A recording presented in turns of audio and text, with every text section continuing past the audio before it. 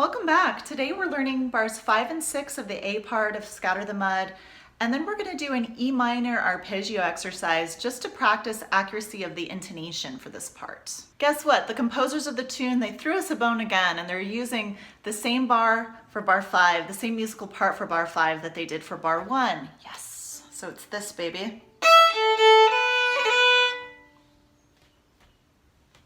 It's bar 5. And then bar 6 starts the same way. We get EAA again.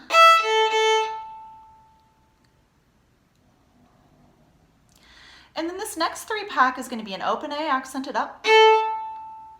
And then 3D, 1D. So here's where we delve on over to the D string a little bit more.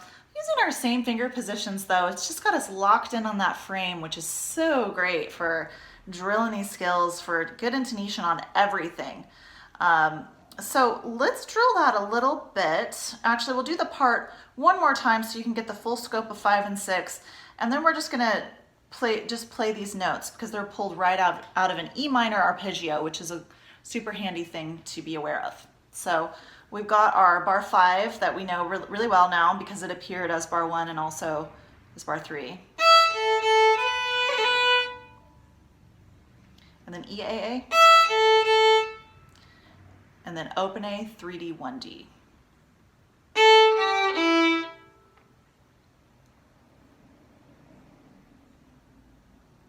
All together, that's going to sound like this.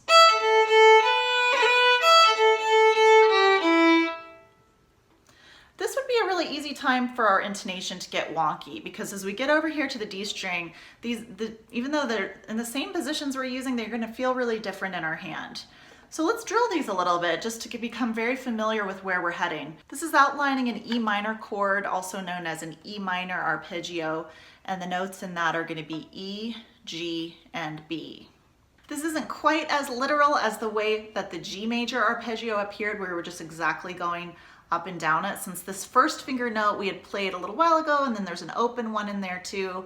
But still, as we drill this and have this framework really fresh and crisp in our hand, it helps us hold this whole part of bars 5 and 6 together like a glue. So again, the notes that we're going to practice, we're not going to worry about click today, we're just going to worry about glorious intonation. The E note, which is first finger on D, G note, which is 3D, and then a 1A, which is our B. This is the E minor arpeggio.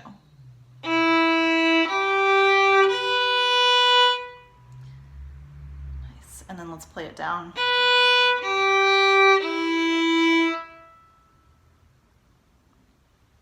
Repeat after me one note at a time. E,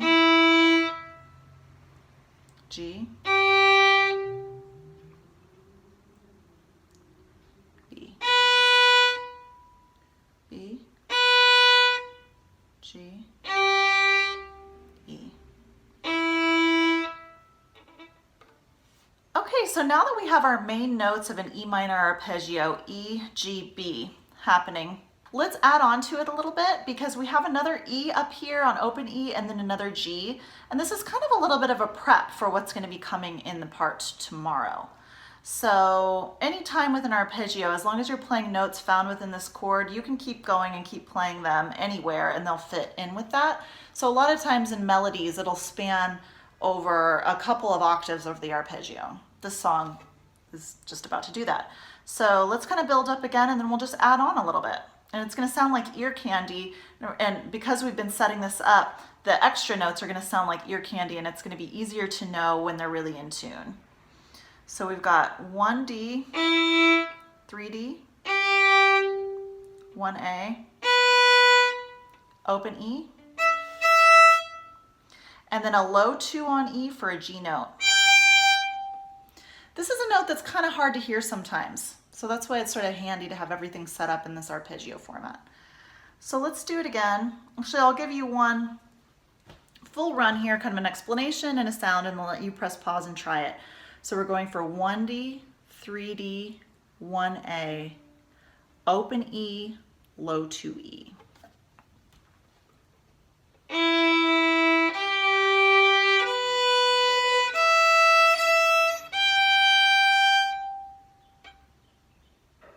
Great, give that a whirl and see if you can get yours even cleaner than mine with no extra little fingers touching the E string in there.